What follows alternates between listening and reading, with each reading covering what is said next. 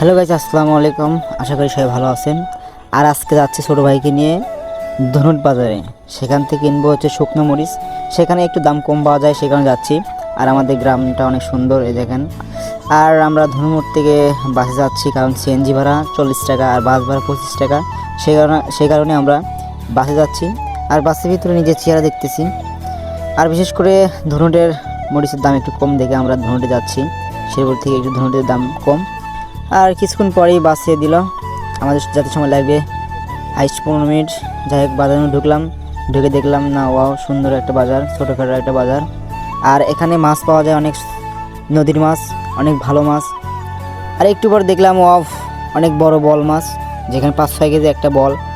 যাই দেখে ভালো লাগলো, বল আছে, মাগুর আছে, অনেক সুন্দর লাগতেছে মাছটা। আর আমরা বাজার ভিতরে যাচ্ছি, এগুলি দিয়ে যাওয়া লাগে মরিচের বাজারে। আর এটা সেই বাজার লাগে হচ্ছে ধনুট মাঠের ভিতরে।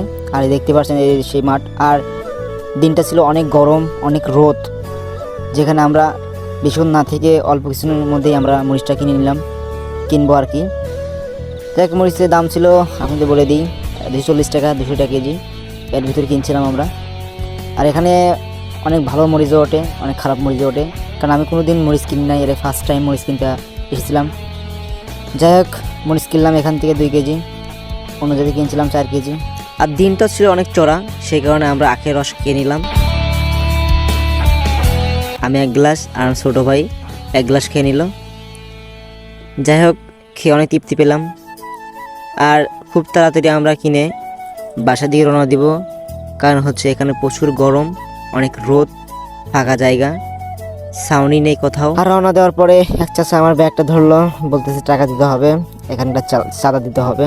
যাই হোক, চাঁদা দিতে হবে, 20 টাকা চাঁদা দিয়ে আমি যাচ্ছি। আর এখানে গাড়ির জন্য অপেক্ষা করতেছি কখন গাড়ি আসবে। আর আমাদের বাজার আজকে এখানেই শেষ। আপনারা সবাই ভালো থাকবেন, সুস্থ থাকবেন। আবার কোনো এক নতুন ভিডিও নিয়ে আসবো। ধন্যবাদ।